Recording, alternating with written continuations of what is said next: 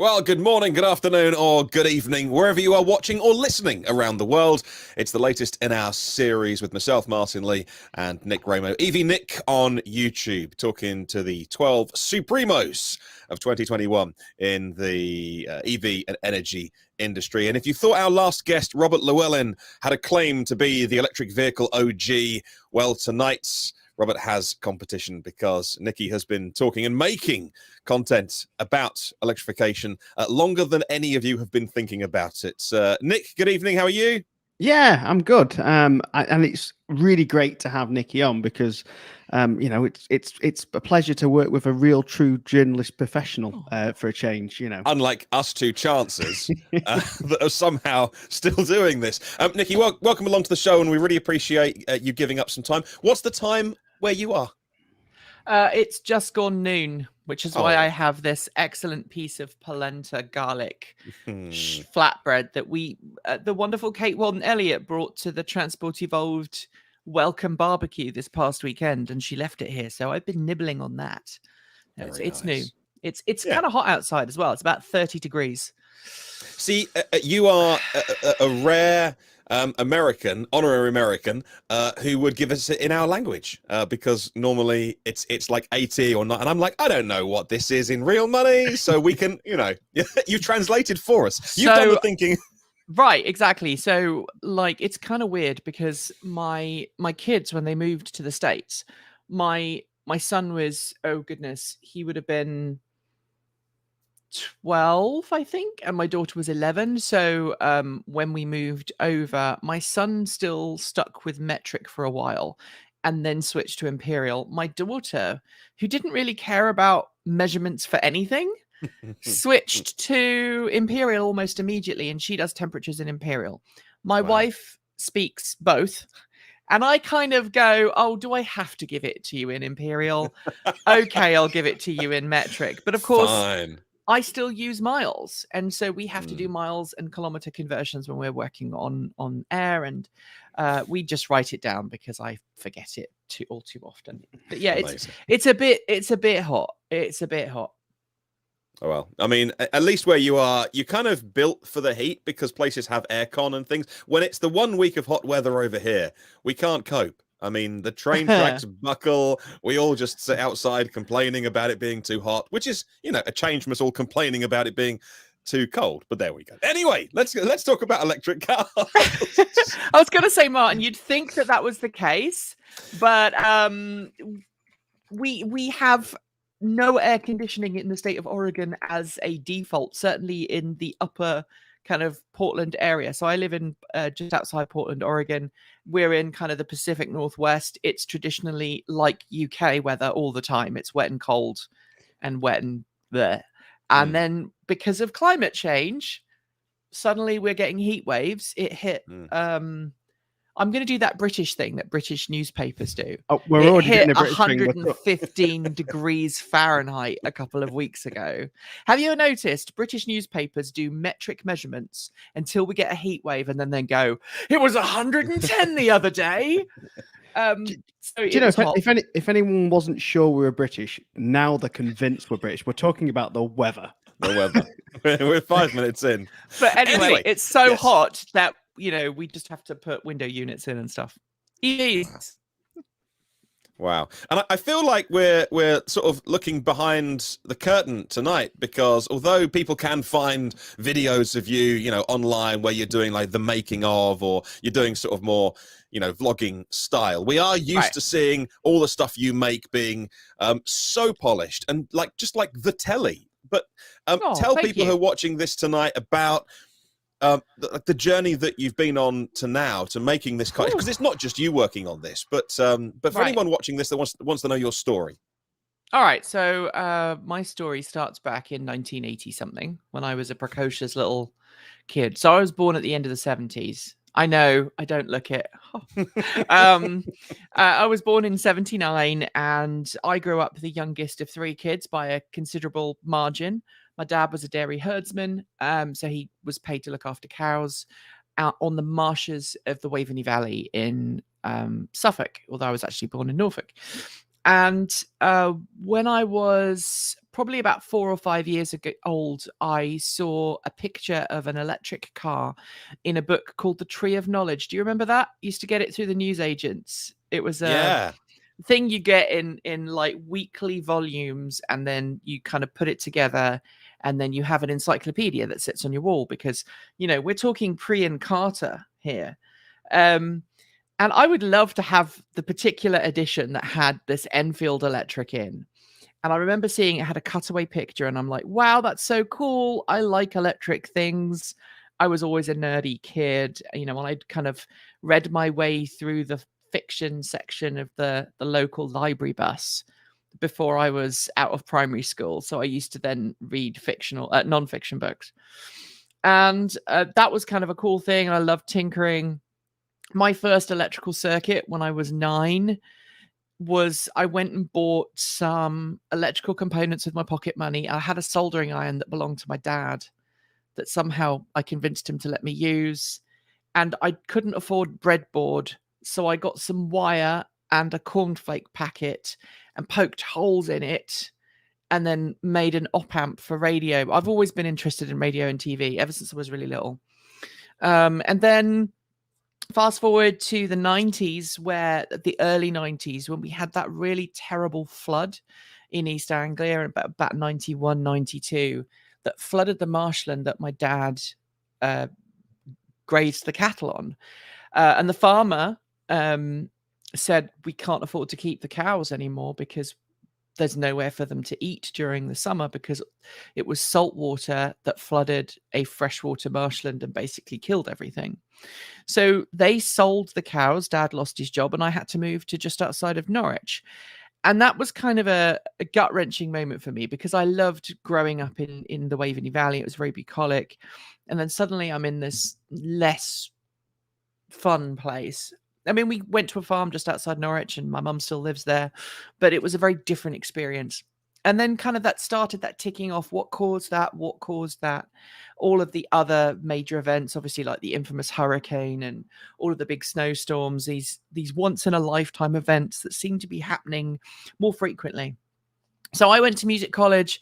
I was a professional musician. I went to the Guildhall School of Music and Drama, was an oboist there for 4 years, and then I graduated, became a music teacher in Lincolnshire, and drove around Lincolnshire and taught kids how to play musical instruments. Then my wife moved over to the UK, and we moved down to Bristol eventually, and I continued working there for a while as a music teacher. But for health reasons and other things, I kind of stopped teaching and got into EVs back in the kind of would have been 2000 and maybe 2005, 2004, 2005. I was going to convert my Morris Minor to electric, which was a car that I'd owned for a year or two. Always been into classic cars, always been a big petrol head. Stripped it down, and it was so far gone with rust that I didn't have the skills to weld it back together. And ended up buying something called the Flying Banana, which was a 1998 City L electric car that had a top speed of about 30 miles an hour, was absolutely terrible. It was a 3-wheeler. It looked like the illegitimate love affair between a Sinclair C5 and an Intercity 125. It had a roof that went up like that. And that was my first EV, and I put lithium-ion batteries in it, made my own wiring loom to put in a new BMS, and it kind of went downhill from there. So at that point, I started working for a podcast called the EV Cast, with some guys out of America, and I was one of their guest presenters. And then I transitioned to kind of doing Transport Evolved on my own. So 2010 is really when I set Transport Evolved up officially. And we did what you guys are doing now. We did effectively a weekly podcast where we talked about the news in the world of EVs. I had guests on like Robert and Chelsea Sexton and John Volker, and some of the OG people who were part of the Don't Crush campaign in the US. That obviously started off a whole load of stuff. Chelsea Sexton is probably the person responsible for getting me into the EV journalist space, because she reached out to me, I think probably in about 2009, and said, hey, there's this guy coming to London that I think you should meet. His name is John. I think you'd get on. And I'm like, okay. So John reached out and we agreed that we'd meet for breakfast at Paddington Station. So I got the train up from Bristol to Paddington Station. We had breakfast at Paddington Station and discovered that aside from being a journalist, John was also a keen Morris Minor fan, which is kind of like a thing in my world. So we hit it off. And then about a week later, he reached out and he said, hey, would you like to write for Green Car Reports as a journalist? And I'm like, yes. So I started writing for them. Transport Evolved kind of was a fun hobby. For reasons that I won't go into, I ended up no longer working for Green Car Reports. I was offered a job somewhere else, went to work for them.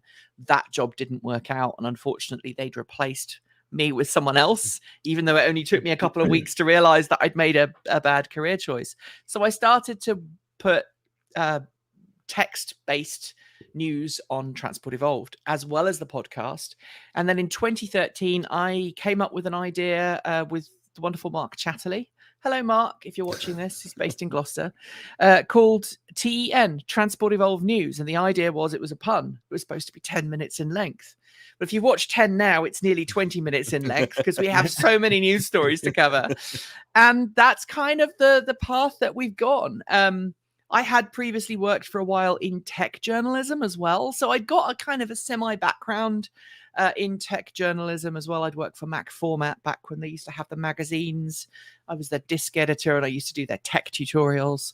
So I've kind of had that background in journalism. And thanks to John Volker and Green Car Reports and Chelsea Sexton, I was kind of trained in that traditional journalism vibe. And I've brought that forwards to where we are today. And Transport Evolved, we aim to cover the world of cleaner, greener, safer, and smarter transportation. I don't want to say just EVs because that would be stupidly arrogant. You know, if someone comes along with an amazing new tech tomorrow that doesn't use the material resources that EVs use in their construction, but is low carbon, I would be a fool not to go, hey, this could be another alternative.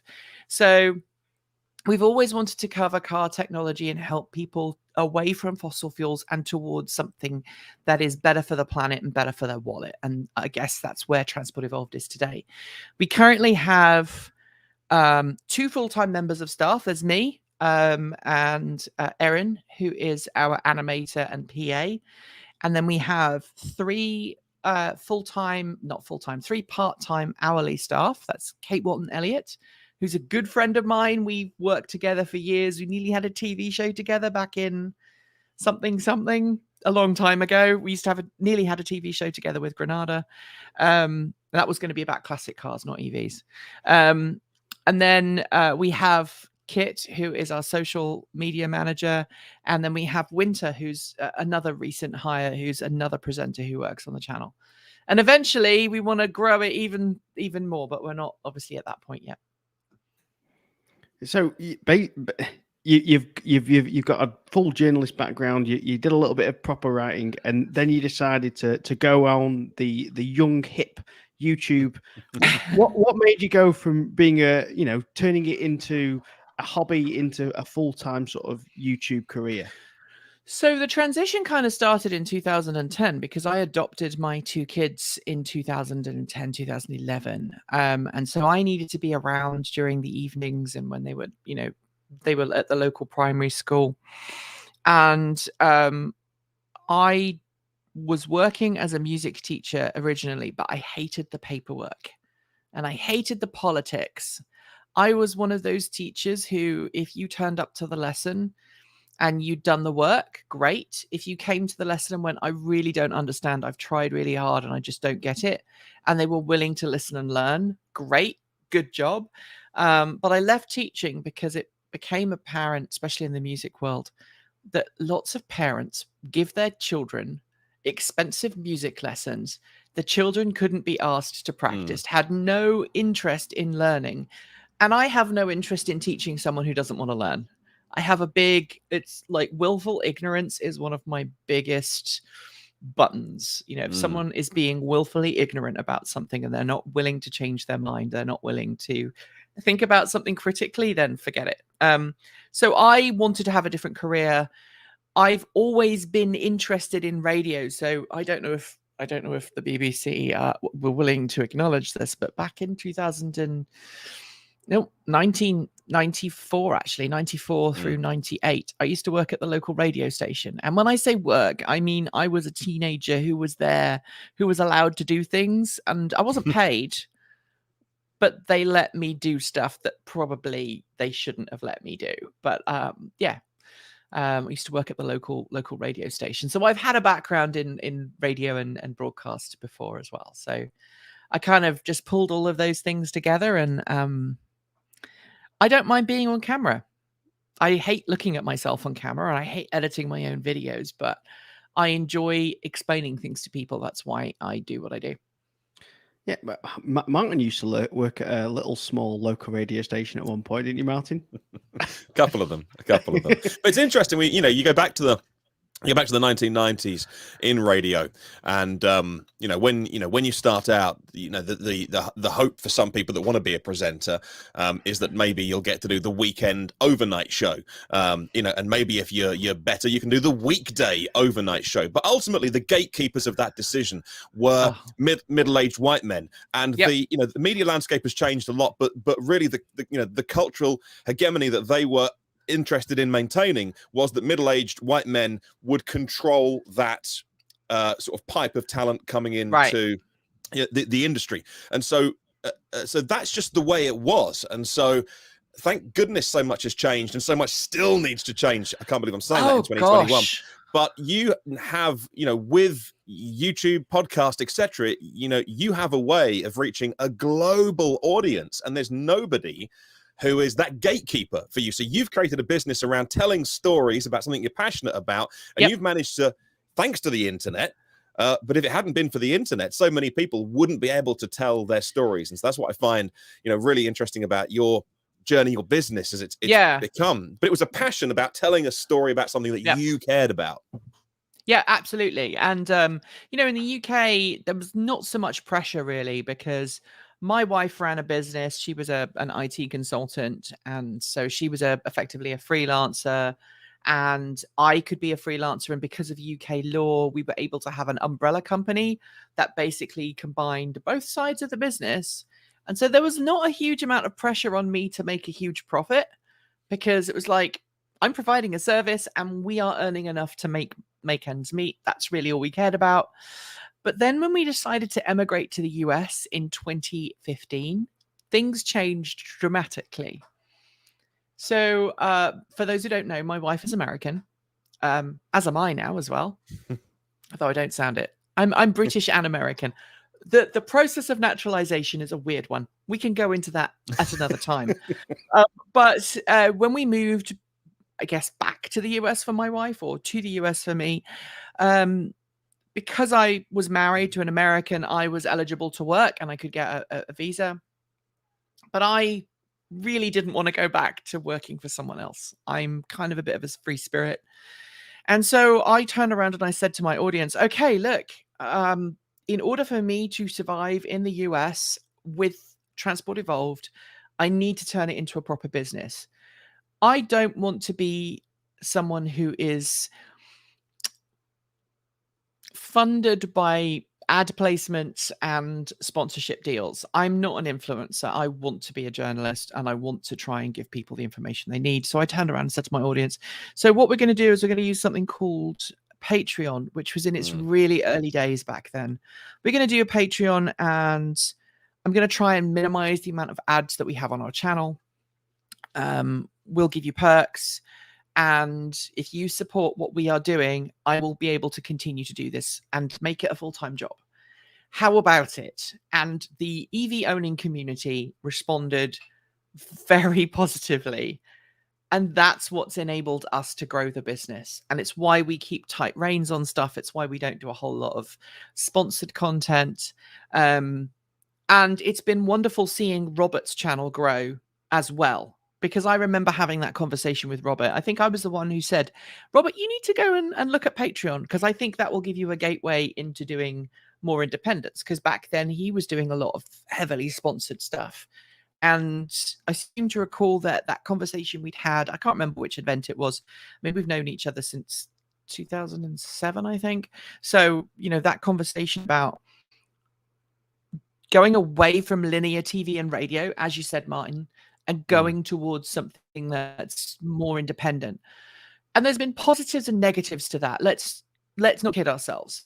The positives is that we get to broadcast content that we know is relevant and applicable to our audience. The negative is that it can also become an echo chamber, and you get people who are completely fanatical about one thing or another, spreading misinformation, spreading conspiracies, spreading all of those other things that comes with having a wonderful World Wide Web. Yeah. I think I took the wind out of someone's sails this week, because he emailed me to say he's sick of me on my podcast because I talk about negative Tesla stories. And I politely replied and was like, hey, there's some amazing podcasts out there. Ride the Lightning is brilliant, and there's some great financial ones if you want. But I'd really appreciate if you didn't listen to me anymore, because it sounds like I upset you. And so I really appreciate you taking the time, but I really recommend you unsubscribe today. And I think it takes the wind out of people's sails, because it's like, I don't have that thicker skin. Or I think we all like to think that we can shake things off, but I don't need people emailing. I was at a festival over the weekend with my 3-year-old son, and I stupidly checked my emails, and there's a guy having I gave him permission to come into my world on my weekend off and really bother my mental health. And so I was like, hey, I'd really appreciate if you just don't listen to me and don't contact me again. Probably a nice guy, probably would be nice in person, but was very rude, complaining about the fact that I just give balanced stories about, his particular, he owns a Tesla. And so that's an interesting thing. And how do you, there's pros and cons, but, how have you learned to cope with the fact that people are keyboard warriors these days? That's a really tough question, isn't it? How honest do I want to be? Honest. So the reality is that I have a team. The reality is that we got a team because I work 80 hours a week. I still work 80 hours a week, producing Transport Evolved at the level that we produce it at, with 15 to 16 shows per week. And that, for whatever reason, is the only way that we've been able to surf the YouTube monetization. Because if we produce fewer videos than that, our monetization falls off a cliff. But if we produce a huge amount of content and that churn, it keeps YouTube happy, and it helps increase our subscribers, and it helps our revenue. But one way I've dealt with that is to get someone else to moderate my comments. And we've just actually had I'm sure Winter won't mind me saying this. Winter published a video last week talking about comparing the Model S. Does the Model S Plaid have any true competitors?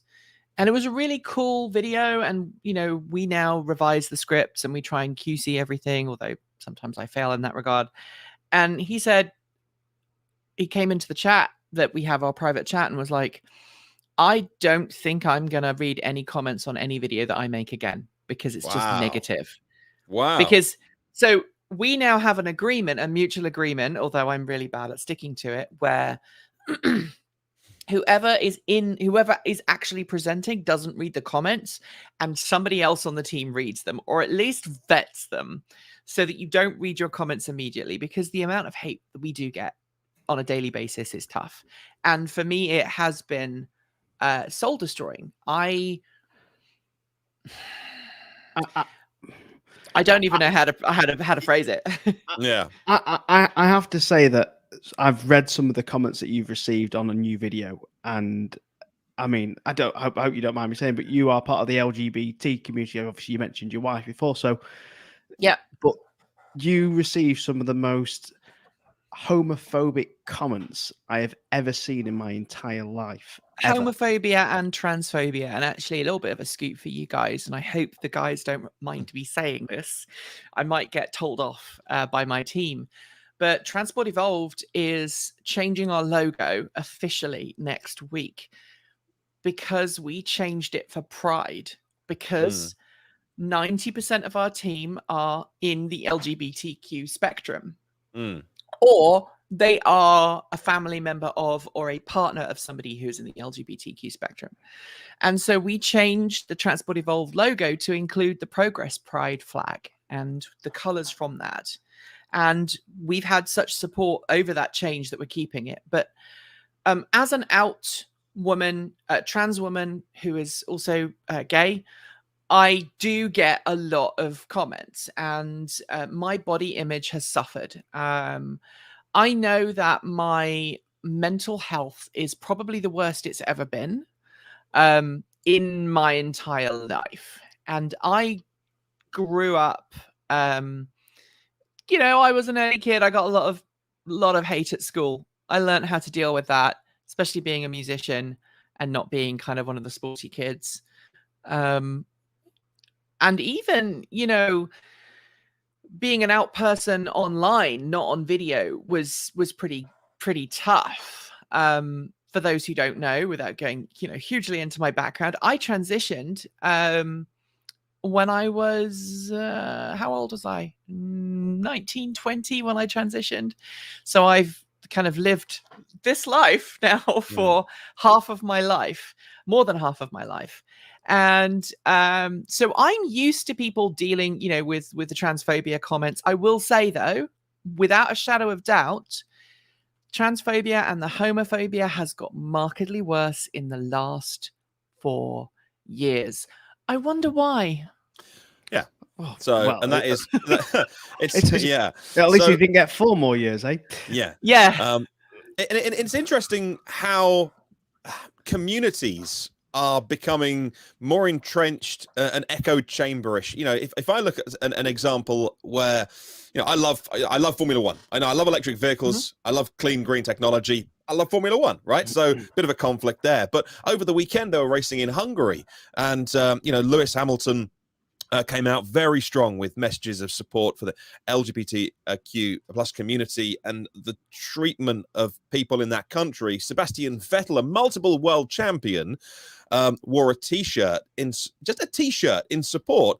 And he got like disciplinary action by the organizers, the political pressure from that company on the, either the racetrack or, the governing body. And it was either like docked something. And it's like, these are the biggest names in one of the world's biggest sports, and they get slapped down because of the fear of, like, oh, so-and-so politician or so-and-so, royal, family leader that puts billions into whatever won't like it. And so if they're being slapped down, what chance does anyone really have to try and have a sensible conversation with people who might not see the world that you do? And so we're starting from the back foot, really. Yeah, and it's unfortunate, but it's true. There's been a lot of backlash, and I dropped a bit of a snide comment. The anti-LGBTQ stuff has got worse in the last 4 to 5 years. In the US, obviously, that's because of the former president Donald Trump. In the UK, it's got worse as well. As a trans person, I wouldn't want to be living in the UK right now. I live in a US state that has pretty good protections under law for me as a transgender individual. But also, I live in a state that has a very low population density, and I live in the countryside for a reason. And one of the reasons is I wanted to be away from everybody, because one of the things that I don't talk about very much, and it's going to sound terrible, it sounds terrible in my head, is that when I lived in an apartment complex, I had quite a few people figure out who I was and what I did and where I lived. And that's okay. But then you start to get messages from someone going, oh, hey, I noticed you live around the corner. We could go and grab a drink together. And I'm thinking, I don't know you.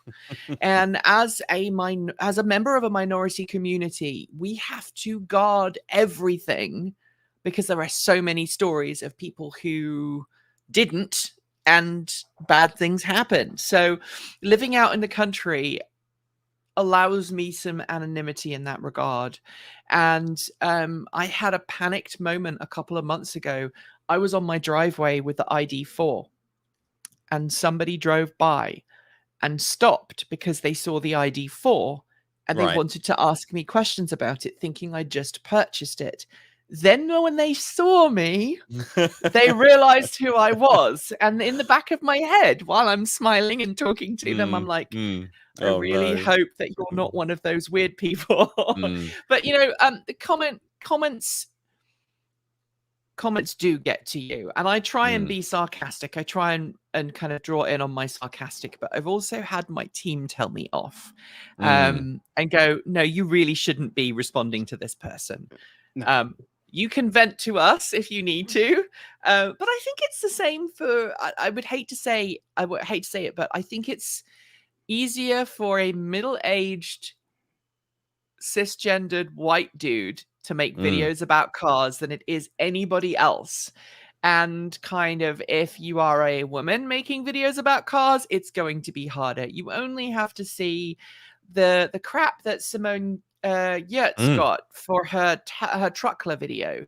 You only have to see what other female journalists who aren't trans, who aren't queer, get for making videos about cars.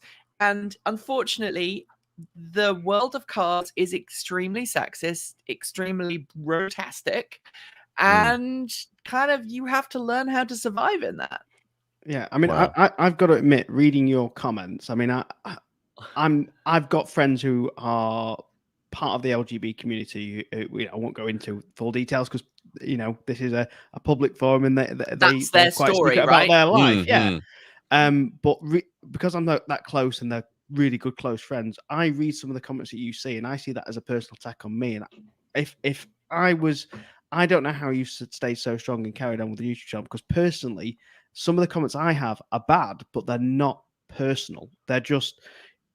They tend to be just people having a go because they've had a bad day, but yours are really to the bone. They are hurtful, and I think you should be congratulated for carrying on the way you do, and it's impressive. I think you really do need to be applauded for the way you carry on. Thank you. I would say that, I mean, that's part of the problem, and I'm sure we all feel this as content creators. The person you see on camera is never the person you see in the real world. There are some exceptions to that.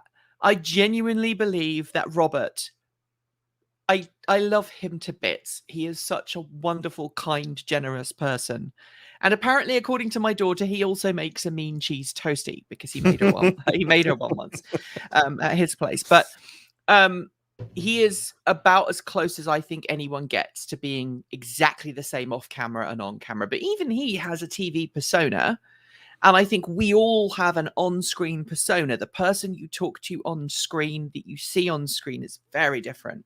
Like, if I told you that I am an introvert, you would probably struggle to believe that. But I am an introvert who can be extroverted. And when I turn off a camera, I need alone time to recharge. I'm kind of reading some of these comments that we're getting here in the main chat there as well. It's true.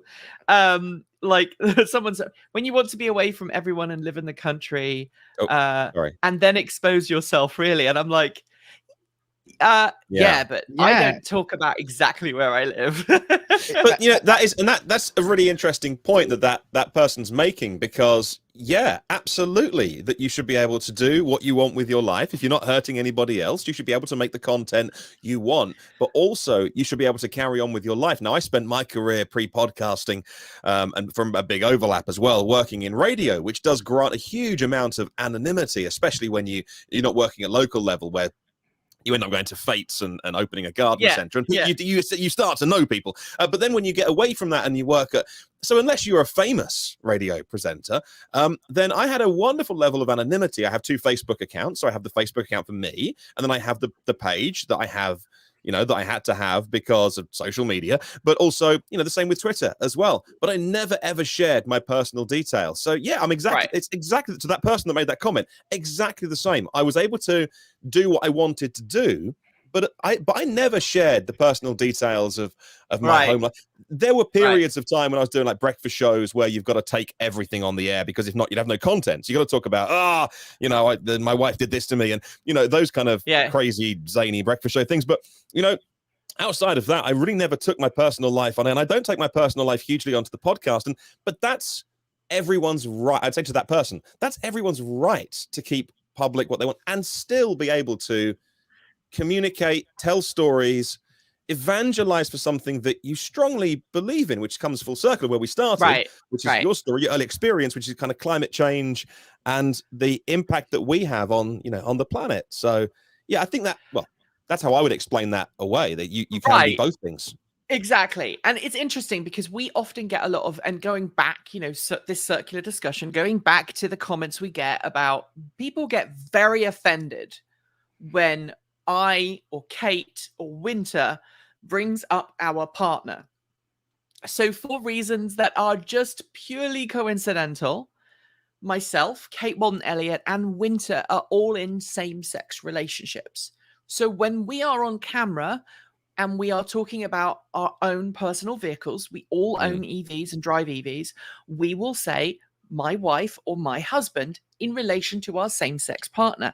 And a lot of people get, you're going political, you're bringing in politics, why can't you leave your sexuality out of it? And I'm like, okay, in which case you should turn around and say to every vlogger, every journalist, you cannot talk about your partner at all, because if you want us to stop talking about our partners, you also need to stop other people from talking about their partners. And that becomes a very difficult conversation to have, but it's interesting to see how those standards exist. And one way we've tried to get around that is to just be as open and as honest about who we are, what we do, and how we do it, so that people then can't sort of try to wiggle their way in and expose us or do something terrible to us, because they're not here for that. They're here for electric vehicle content or for cleaner, greener, safer, smarter content.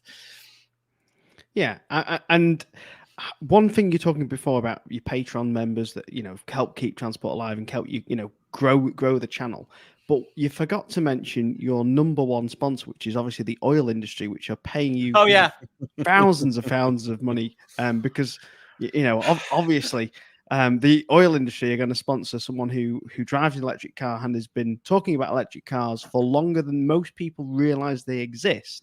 But supposedly, Nikki, you are the head oil shill and receiving all that money. Yeah. And can't you see from my pad? Right. Yeah. Yeah, you are raking in those big bucks. Yeah. My $3 million pad in the countryside with, the 20 acres.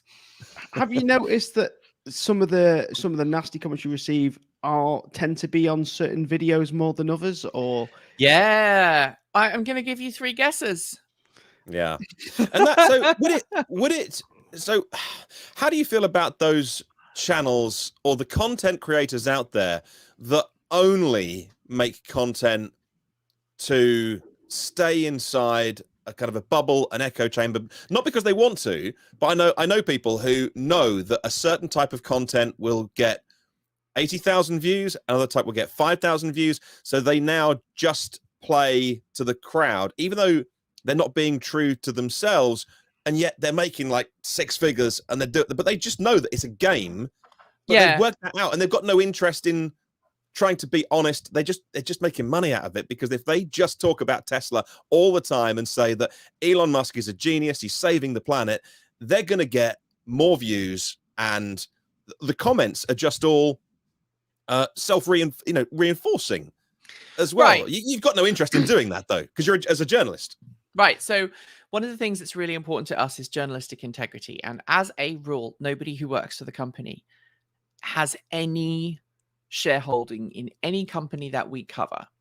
You are allowed to own a car that you cover because you own that car. It's your personal transport, but nobody is allowed to have financial investment in any of the companies we cover. Some of the team have have investment accounts where they put retirement money in, and then the team happens to however the account works, they will invest in things on your behalf. You have no direct control over those kind of funds, mutual funds. So those are okay, but like ringing up your stockbroker and going, I want to have this in this company. That's not allowed. The other thing is we don't have advertisements or sponsorships from any company that we could potentially cover. And so if there's a company that we cover, we won't take ad money from them. So if like GM was to call us tomorrow and say, hey, we want to pay you to advertise our new electric car, we would turn around and go, sorry. But it's fine. But if GM said we'll fly you to New York for the New York Motor Show, which is coming up, and we'll put you in a nice hotel, there's no pressure from them to then say nice things. They do that for a lot of journalists, right? That's your standard industry journalist junket. That's kind of one of the nice things, right? But there aren't many nice things. I mean, I will, without giving the game away and saying the name of the company in question, although how I'm going to phrase this now is probably going to give the game away as to which car company it was. Back in 2018, there was a new electric car that was launched in Japan, and I was invited over to Japan to cover it. Now, when I received the invitation at first, I thought, oh, great, it's a journalist invite. Somebody new at the company that I haven't dealt with before. No matter. I know everybody at the press team at this company. Let's do it. And after I said, yeah, sure, send me more details, they then sent me an influencer contract that said, you are not allowed to cover our competitors for 30 days. You have to do this, this, and this. And there are all these stipulations. And I went, guys, we have a problem. I'm not coming. If you expect me to sign this, I am not coming. And they kind of didn't know what was going on. And what happened, and I'm talking about this because it's a really important thing to talk about, is that was just at the start of the influencer pandemic, where influencers get access to everything and regular journalists get put on the sidelines. So, what happened was I had to reach out to the press team at the car company in question and went, so your external agency that you've hired to work with influencers has just asked me to come to the event. I would love to come as a journalist, but I'm not going as an influencer. And they actually negotiated that I could still go to Japan. I just was a journalist. They dressed down the influencer contact, whoever they were. And it was all solved. But there have been moments where I've not been invited to stuff because car companies know that I will be, or anybody else on the team will be brutally honest. If something is good, you say it's good. If something is bad, you say it's bad. And if something needs improvement or praise for, then you give that in equal measure. My job is not entertainment. And I think this is where you were going, Martyn. There's a difference between those who are in this industry for entertainment purposes or personal gain. They do what makes the money and they get rich very quickly. And then there are those of us who are like, no, I'm more interested in the progression and the story and I don't want to say integrity, but I can't think of a better word, a better way of putting it. And I think, Nick, you are in the same boat. I know you are, Martyn. The idea of it's more important to disseminate accurate information and even to correct yourself when you make a mistake, which we try and do, than it is to make lots of money so that you can retire. We don't make a huge amount of money on the channel. In fact, I know for a fact we make a lot less than some other channels. But we're okay with that because we can go to sleep at night and go, yeah. Well, it's funny you should say that. I mean, I'm currently doing a series of reviewing electric vehicle chargers. I'm going through every single one of them. And I've started, the reviews are honest. They talk about the good and the bad and the ugly and what needs fixing, etc. And one charge company said they were going to send me the charger for review, and then saw a couple of the other charge reviews and thought, oh God, he's being a bit honest about these. And they rang me up and said they'll send it me and they'll pay me a set fee, but they want full editorial review. So I politely told them a four-letter word.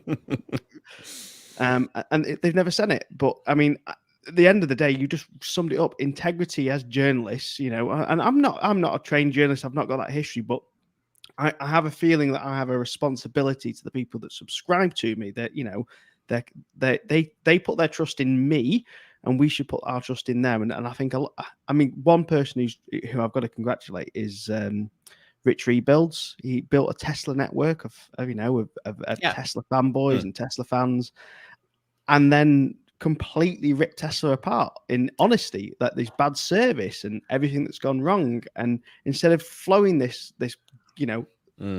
lovely, happy Tesla world, he was honest, and he got absolutely slated for it, which was terrible. Yeah. I have encountered plenty of people in this sector who mix content like that with entertainment content that is purposely staged. How about that?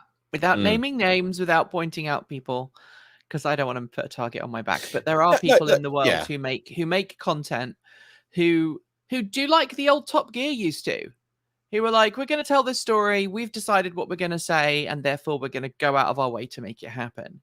And that also feels disingenuous as well. But that was the argument that Top Gear gave in court when Tesla sued Top Gear for writing the script that the Tesla Roadster would run out of battery, and then they would have the crew pushing it back into the garage, and that was all storyboarded or whatever is planned because somebody from Tesla had seen the script accidentally lying around. When they went to court, that was the BBC's argument, which was, but Top Gear is entertainment, and they won that case because they said, look, we're not a factual motoring program. And that was the turning point when I realized, and I was like, oh, they're going to lose this. They can't, you can't stage a roadster running out. And they won the case.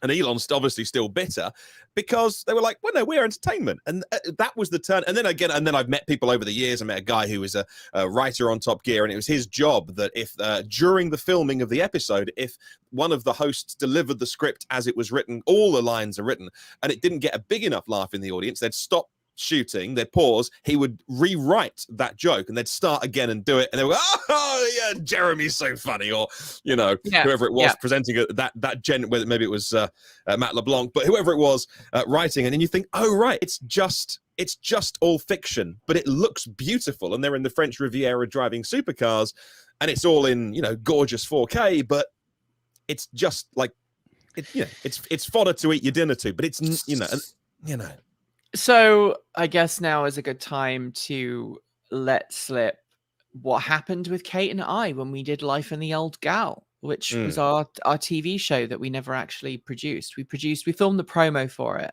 And Life in the Old Gal was designed to be a TV show.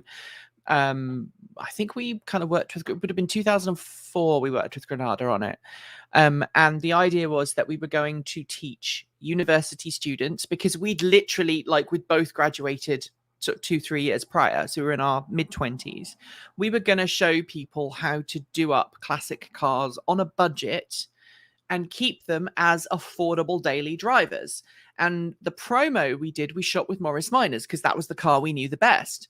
And we got we were going to do one on a Land Rover and all these other cars that we kind of lined up, minis, a lot. And we filmed a whole day's worth of footage with a Morris Minor. And one of the things we had to do was to go around a scrapyard. We found a scrapyard near to us that was willing to work with us and film. And we would go round and find the parts we needed to fix our car. Well, you can guess what we really did. We arrived on set with a car full of spare parts that we had sourced from about half a dozen scrapyards in the region and planted them at that junkyard. So we could then go around and find them and be like, oh, this is just what we need. Oh, look, it's a whole wing. Let's buy that. And everything we did that day was fake. I mean, not everything. The advice we gave was true, but a lot of what we did was fake. I think the last kind of the ending scene we did, it was getting dark, and they turned the lights on, and we filmed this last bit after we'd put the wing on, and it was looking good. And then we were supposed to hit the car, tap the wing of the car, good car, And we had to retake that about 20 times because every time we tapped it, the wing fell off. So there is nothing in TV in linear TV, that is, you know, even documentaries are scripted in some way. And so I think if you know that and you've had that experience of working with a film crew or working in radio, working in TV, you know how it works. But obviously in the YouTube world, you can choose to continue with that entertainment vibe or become more gritty. And we've decided to become more gritty and to do the journalistic thing. Now, it means that it's a lot harder for us to expand our business. We've had about a 100% growth a couple of years ago, and it slowed down a little bit over COVID, but we've expanded what we do and our team extensively. But we need to raise about another 50 grand this year to get a proper studio and to get proper staff on so that we can bring everybody else in full time and stuff like that. And I'm not going to lie, the potential draw of working with a sponsor, you know, someone says, hey, I've got a wallet and it's full of, you know, $50 bills. Will you come and work for us? It's really hard to turn around and go, sorry. You see, I think it's fine to accept it as long as there's a clear definition between this is a sponsored video and this is a free independent video. And I think some YouTubers, they blur those lines as much as they can in the sponsor's interest. Now, when I've done sponsored videos in the past, they feel like an ad. It feels like I'm reading from a script. I deliberately make it feel as advert-like as I can. There's a little promotion button at the top saying this video has been paid for. In the description, it says this has been paid for by blah, blah. And there's a clear definition where some YouTubers I've seen review products, and I've had these products. I know they're absolute garbage, and they've gone, this is the best thing I've ever owned. I'm thinking, you've been paid to say that. So we have a rule at our channel, which is any integration that we do has to be something that we personally own or use or have experienced. Now, if an advertiser reaches out to us and says, hey, would you do an integration with us, as has happened in the last couple of weeks, and that we've not actually used the service personally, but we have friends or family who do, we might go, okay, can you give us access to your service so we can test it out for ourselves? That is acceptable because we can test it out ourselves and then we can talk about it. But we won't advertise something we haven't used, and we won't advertise something that we believe is unethical. So we did a you know, we've all been there. I've made mistakes. I was one of those YouTubers who, you know, a couple of years ago went, sure, we'll try this Raid Shadow Legends thing. And it was a complete and utter flop because my audience saw through the fact that it was even me saying this is an ad. They're like, how could you?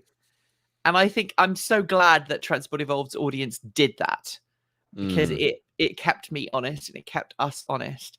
But these days, like, for example, if a meal kit company reached out to us, we'd be like, no, sorry, the carbon footprint of your meal kit is abominable. We're not doing that. So we have a current, we're working with a company in the US from an affiliate program called Energy Sage, and they help homeowners find local solar installation companies to work with to install solar panels on their home. We only agreed to work with them as an integration after we had personally gone through the process of putting solar panels on the roof of our home, and we paid full market value for it. We didn't get any special discounts. We didn't get anything else. We're like, we wanted to use you guys before you came to us and asked us to work with you. So we're comfortable working with you because we've used your service and we know it works. Therefore, we're happy to talk about it. But I wish more companies were like that. I wish more YouTube content creators did that. I don't think everybody does. Yeah. So when you look at because you know, last few minutes that we've got with you, when you look at the where so not only where your channel is going, but you know, obviously the wider media is now talking about electric cars because their market share is increasing because it gets clicks. I saw a story this week about CATL, the Chinese battery maker, and I think the headline was something like Elon Musk's Tesla battery supplier is doing this, and it was like nothing to do with Tesla, but it clearly, like, oh my goodness me. So it clearly is, increasingly popular. Do you have hope or pessimism for how the wider media are covering what is dear to your heart?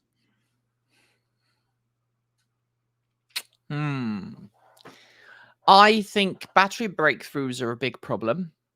And I think a lot of companies don't understand, a lot of outlets don't understand it. I think a lot of reviewers don't seem to do it. And there's a problem here, like, so traditionally it's got better in the last 5 years. But it used to be that the car journalists would not review EVs. And so they would hand it over to whoever happened to be the new boy or girl in the office. Go drive this thing for a week and tell us what you think. And then they would end up producing a terrible review because A, they didn't understand the subject material, and B, they didn't set it up right. That recent trip in the UK from John O'Groats to Land's End. Oh, I haven't talked about it on my podcast because it's ridiculous. It was a Guardian writer. Yeah, I think it was the Guardian. Yeah. And I know the guys who did the trip. And they had a great time, but the coverage of it was not necessarily the same. I also think our governments need to get in line. I'm working on the video right now. It's sitting behind me behind you guys in the window here. The Allegra Stratton, the cop lady. The what? The what lady? COP 26. Yeah. COP 26. Yes. Funny enough, the Guardian rang me up yesterday to ask me about comments about electric cars, and actually published. They printed your comments. They printed my comments in full with no weird redactions or anything like that. Having a go at her about how she should listen to EV owners. I couldn't believe it. Yeah. So the big thing that this video is going to be going out later today. We're talking about the fact that this is a woman who basically, it feels like she's been living in a cave for the last 10 years, and none of the comments that she's made kind of jibe with today's modern EVs. So I actually went to a better route planner and I did those calculations, and I was like, okay, let's say she lives in Camden Town, because that's North London and it's a bit bougie and probably suitable for a civil servant. Let's say she's got a Renault Zoe 50, which is what, 27.5 grand, Nick, after incentives and stuff? Well, Will's in the chat, I'm sure he'll come along, but I think you can get one for about 20, 24, 25, I think. Right, okay. So she could probably get a Renault Zoe pretty affordably. And you go, okay, that's got enough range to get her to Gloucester and back on a single charge.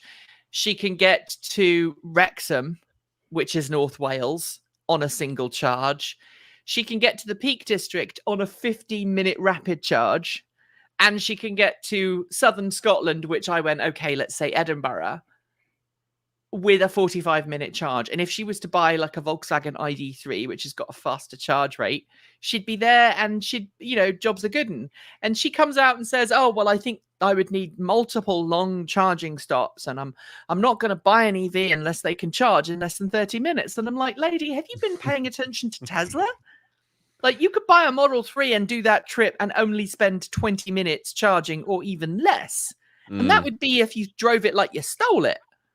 So, I mean, that I think is the misinformation that bugs me the most. Our leaders need to get information right. If our leaders can't get the information right, how on earth is everybody else supposed to change to EVs?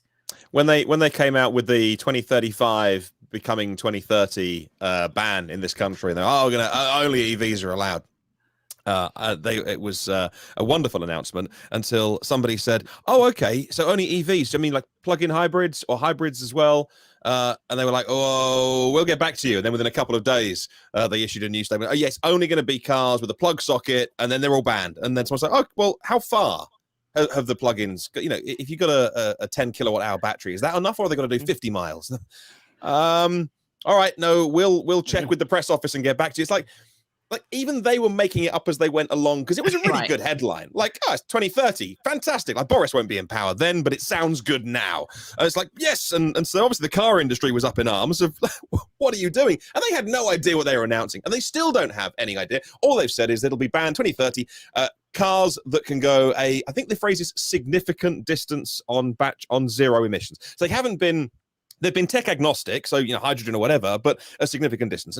But what is that? And like they don't want to define it because none of them will be in that job in 2030. And it's like that's a huge frustration for industry as well that needs to, because they work on planning cycles of 30 years or 25 years, and it's like I find it so frustrating with generally. The two things that frustrate me most about this industry, the three things. Let's make it three things. Tesla fanboys, because I think they are spoiling EVs for everybody. Agreed. There is no reason why anybody there is no reason why anybody needs to buy a Tesla in order to be an EV fan. It's only 0.5% of people who are vocal. Yes. Everybody else who owns a Tesla is a wonderful person. I have met the Tesla owners in the UK who are really amazing, and in America who are amazing. It's just they're fans, they're fans of the brand. I can tell you now from doing, I've done a lot of videos about Tesla fanboys, and look, I've even got a Tesla decanter behind me, so I'm a self-confessed Tesla fanboy and owner. And I know I've got a Tesla for work, but the fanboys and the quality of cars, you can't hide it. It's a fact. I mean, if I have a Tesla, if I'm telling you the car's falling to pieces, if you don't have it, don't argue with me. Yes. I'm so sorry. I cut you off after your first of three. Right. Yeah. So the second is the absolute misinformation that is permeating throughout the industry, combined with this stupid insistence that every new electric car must be able to do 250, 300 miles on a charge, needs to have super fast rapid charging and all of that, when the reality is 90% of the population don't need it. And three, a complete and total disregard for anything involving the used car market. And I think I have to shout out to Eco Cars here up in Orkney, because they have single-handedly, I think, transformed the EV used car market in the UK. Jonathan has done an amazing job. And I think there are a couple of places in the US that are doing it too. Platt Auto in Portland, Oregon, another company that's doing an amazing job getting people behind the wheel of used EVs. But we have got to stop assuming that EVs are just a rich person's plaything. We need more accessibility. We need more equitability. And we need charging stations that are not in places that are bougie and expensive. We need charging stations everywhere, and we need accessibility everywhere, because without them, it doesn't matter if you're talking about Joe Biden's plans in the US to transition the fleet to electric, or whether we're talking about the UK government's plans to transition everybody over to zero emission vehicles by 2030. We cannot do it without that. And that focus, I think, is probably my biggest bugbear, even more than fanboys spoiling it, those small, tiny percentage of fanboys spoiling it. I'm talking about, we need to get everybody behind the wheel. And that means giving people education programs and training programs, helping kids in low-income communities train to become EV techs, train to work on the cars, making it more accessible for people to have on-street charging that they can work with. That is awesome. And we need more of that, because that, to me, is worth a million new features from Tesla. Tesla's done a great job. It's brought the industry to heel, kicking and screaming. And, let's be honest, a lot of automakers did not want to and still don't want to make EVs. So we cannot ignore what Tesla has done. But Tesla can lead the revolution, but it's going to take everybody else to fill that in. And we've got to make EVs more accessible and equitable, because without that, we might as well all just give up. I think that's probably kind of a good conclusion for me. Well, if people have watched your content and they never thought about having a look, maybe they're thinking, as I'm saying this now, about having a look at patreon.com/transport evolved. I mean, it's an easy URL to remember, right? It's just patreon/transport evolved. And you can sign up to Starman level very easily and support what Nikki and her team do. We have wonderful supporters and yes, it is who you think it is on the Patreon levels at the top. Everyone says, every time we do a video, someone says, "Is that the?" And the answer is yes, it is. Yes. Thank you so much for joining us tonight. You. Oh, wait, it's lunchtime for you, so thank you very much for coming on and sharing your time with the audience. And we look forward to seeing you. Obviously, we saw you fully charged in the UK a little while ago, and then fully charged USA. What's the next thing that maybe your fans can see you at, or what do you think of that travel? We are not coming to fully charge unless somebody wants to send us 10 grand, which is how much it will be to get to the UK in September, because we've got to get the entire team over there, and the cost of plane tickets and putting people up in hotels or even Airbnbs, which is what we normally do, is pretty expensive. So we're not doing fully charged outside, I don't think. Everybody on the team is fully vaccinated, which is a good thing. Get your vaccine. If you've not, get your shot. It saves lives. If it doesn't save yours, it saves other people's. We are probably going to CES 2021. We go to CES every year. We've already started planning for that. We may not be going to fully charged live in the US. And the reason for that is that someone says the Transport Evolved shirts are fab. Like, there you go. That is one of our Transport Evolved shirts. If you go to transportevolved.com, you'll find all the links from there to everywhere else. We are probably not going to fully charged because it's in Texas. And Texas has been politically troubling this year in terms of its insistence on rolling back voting rights, its insistence on trying to demonize the transgender community and the lesbian gay community. It's also tried to roll back protections for people with regards to COVID. And while we love and support Robert intensely and the entire team at Fully Charged, we don't feel in good conscience that we could go to Texas and both feel safe as a team, but also support an area that is not politically aligned with what our vision of the world would be. So we are on the fence right now. We may be at Fully Charged live in Texas, but it's also likely that we might not. So those are the things, So brilliant. CES is our big thing. Brilliant. Well, thank you very much, Nikki, for joining us. It's it's really been a pleasure. And if anyone can go on Nikki's channel and go on a latest video and leave a nice positive comment. How come?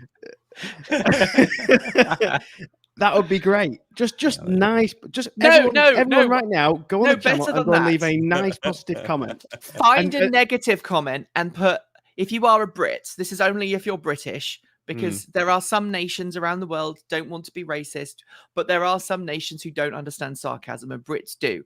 So just be sarcastic on a negative comment and see what happens. Yeah. That's your Troll challenge. The trolls. That's your challenge for tonight's whatever it is. Thank you so much for watching again. We'll see you very soon. And Nick and I will be at Fully Charged outside. I'll be there for the first 2 days. Nick, you're giving a talk on the last day, right? I am. I'm going to be there. No, I won't be there on the last day. Yeah, sorry about that. It's the only reason. No, I've got family commitments. Wait. When I told you I was doing Sunday, is that when you decided that you weren't coming Sunday? Thank you very much for watching tonight. We'll see you very soon. Goodbye.